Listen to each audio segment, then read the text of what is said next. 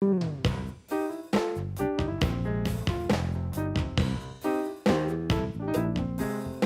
think it's the smallest cellular phone you can get that's on the market today. Dad. What? Turn it up, will you? They're showing our block. Oh, yeah, you're right. Wow.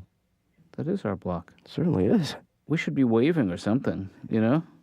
Doesn't look good on TV.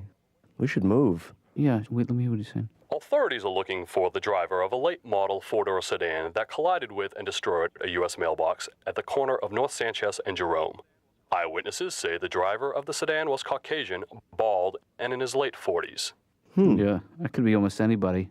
It is a mailbox. I think they're overreacting a little bit. Well, I mean, that's a federal offense. Yeah. Ben, why are you writing down that number?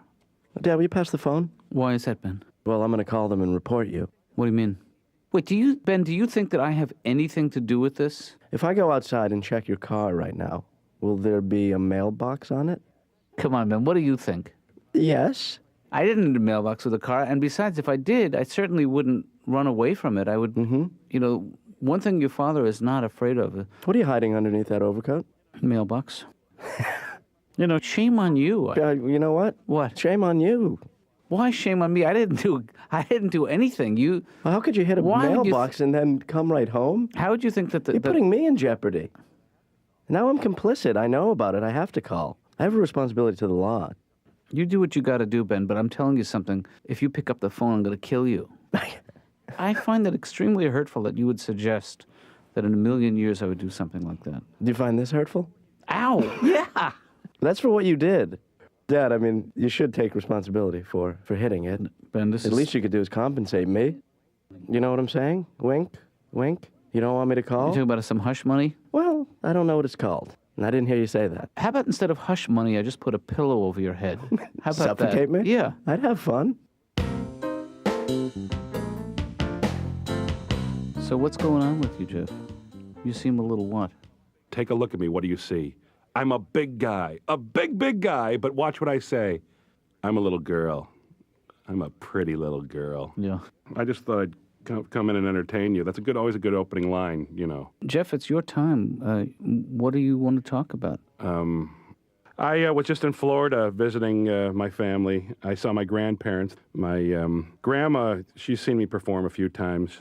One time she yelled out in the middle of my show, and I was bombing, I'll admit that, but she yelled out, "You need a new act! This one's not good anymore. They don't like it!" And I told the audience, that's my grandma. Mm-hmm. Whenever I go to visit her with a friend of mine, because they have a beautiful pool where they live in Florida, and I'll bring a friend over, she'll introduce them as my boyfriend. And this is Jeffrey's boyfriend.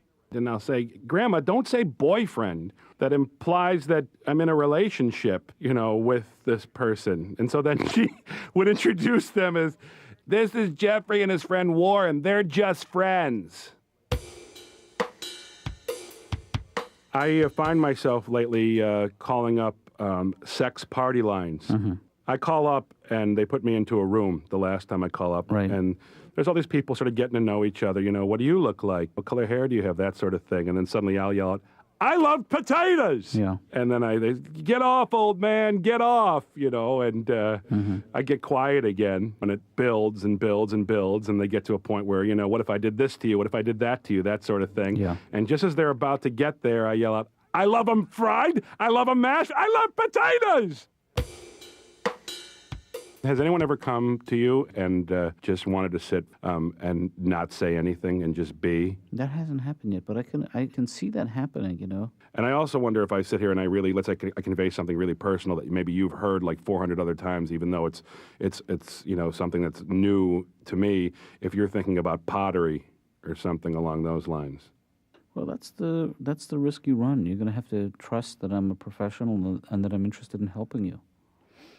But what did you ask me?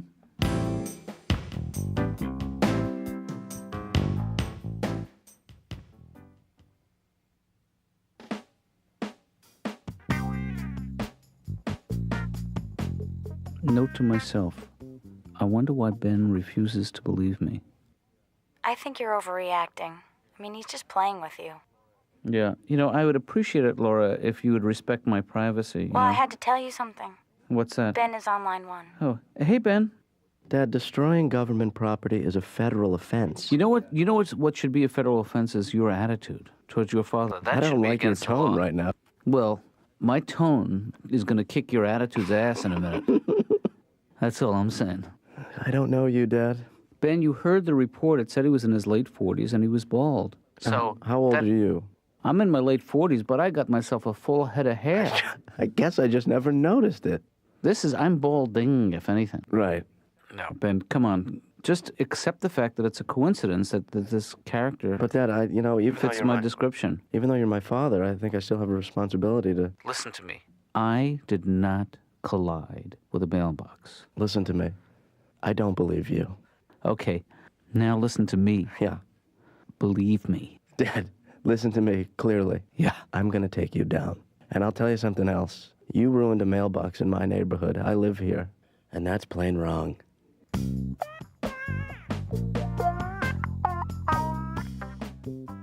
Tony V to see Dr. Katz, unless he's busy or, he's got something better to do, laundry, or I could leave. You want a sandwich? Oh, boy.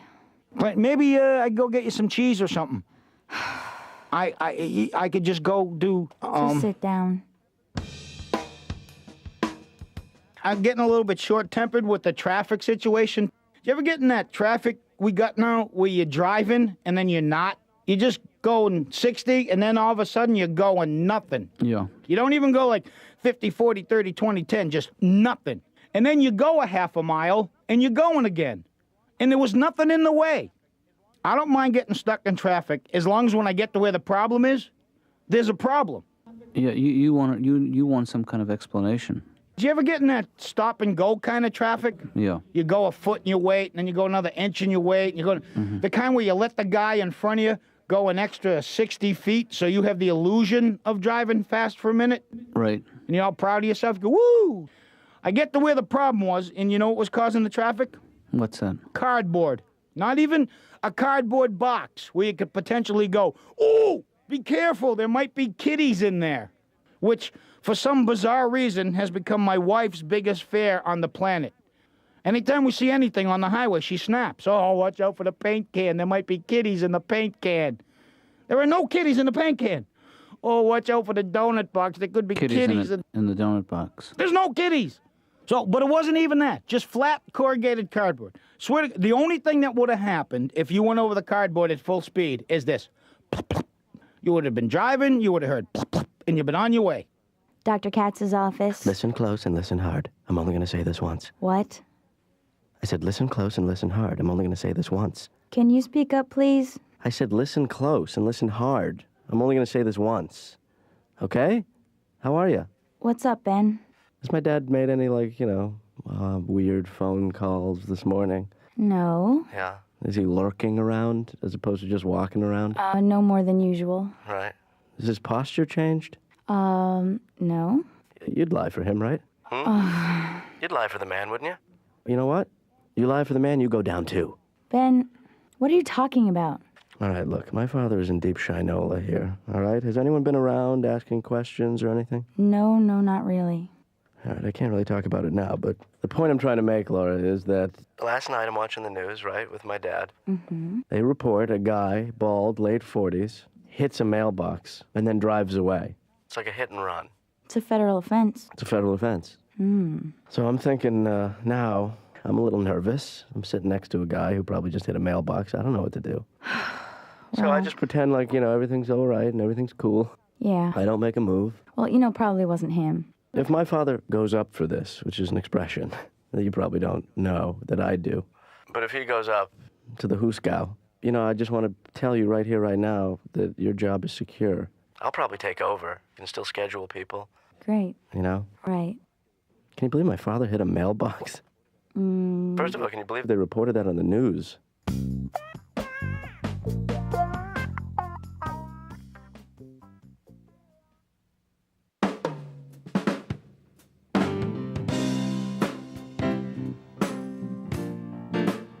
I make a lot of phony phone calls lately, but, not to strangers. I don't think that's very challenging, making them to strangers, Calling up somebody and they answer the, hello, hi, I'm old.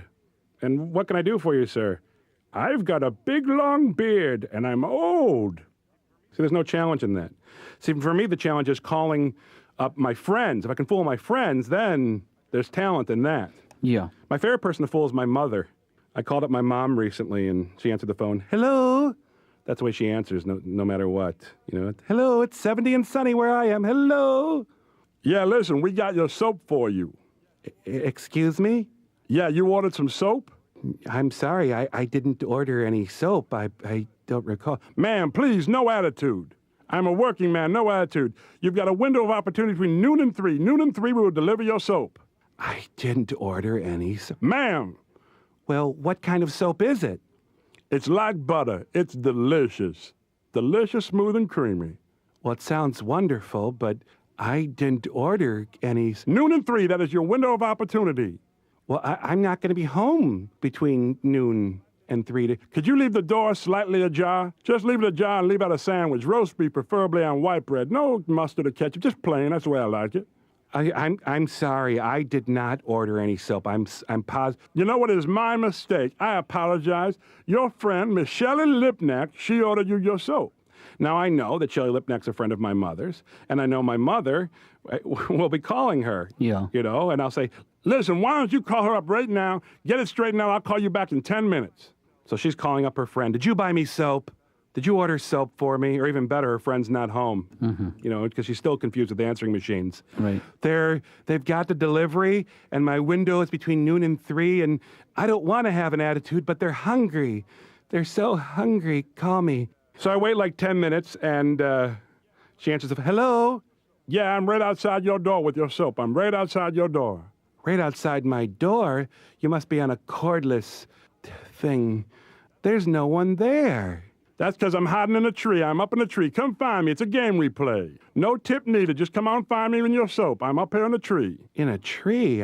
What? Mom? Jeffrey. Oh, soap. Oh, God. I'm your mother. I'm not a guinea pig. Why would you do soap? Wait till your father's soap. Oh, God, why? You play these games with me. How's the baby? Hi, Dad. Ben? Nervous? No, I'm not, as a matter of fact. Really? I just called to tell you that you did it. Hey, are you confessing for me? Is this a new... You know what? I've thought about it this morning, and I'm gonna back you up. You know, I mean, if you want me to lie for you, I will. I actually would appreciate it if you didn't lie for me, and if you'd stop lying to yourself. That lying is fun. Okay, look, lie for me, but there's nothing to lie about. I was in the bar until, I don't know, until a little bit before 11, I think. Right. Drove home, hit a mailbox, and came upstairs and watched the news with you. Yeah. Now, will you back off, please? Oh, you're talking like a criminal. You're all screwed up in the head now. You don't know what to do. You're scared. I understand. If I'm guilty of anything, it's guilty of watching the news with my son, you know? I just don't want to see you go to prison. I don't think you'd mind that much. I think what you would resent is having to come there and visit me. I'm just worried if you go to prison, you're going to come back all, like, muscular. Yeah. Those guys are all in great shape, I'll tell you. You'll have all the, those prison tattoos, you know. Can I ask you a question? Yeah. When you get your first prison tattoo, can it be my name? You better believe it. Thank you. Benny boy. Just put Ben on the wrist. You know, those things hurt. I think they play basketball and softball. I don't know if they play softball. I don't think that's the #1 prison sport. You know, all of a sudden it seems like camp. What, prison? Yeah. It's a lot of fun. Yeah. No, I'll tell you one thing, though, Ben. You know, prison is not all it's cracked up to be. You know? I've treated some ex-inmates, and they found it confining, I'll tell you. Yeah. But you know what? This game is getting a little tiresome for your dad. You ain't kidding, but I'm going to still play it. Are you in the mob?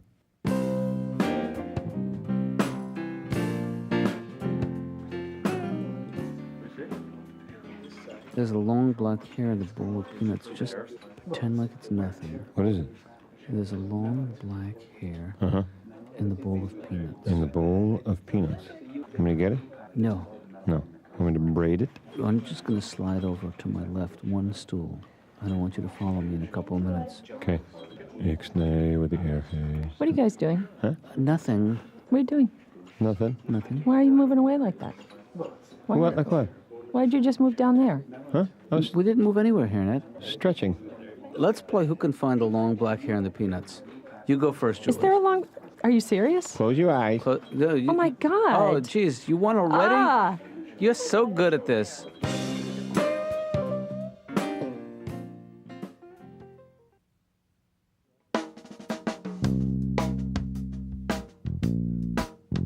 Well, Dad, apparently you're off the hook. Mm-hmm. I read in the paper that the man who hit the mailbox turned himself in and received the swift hand of the law. Right.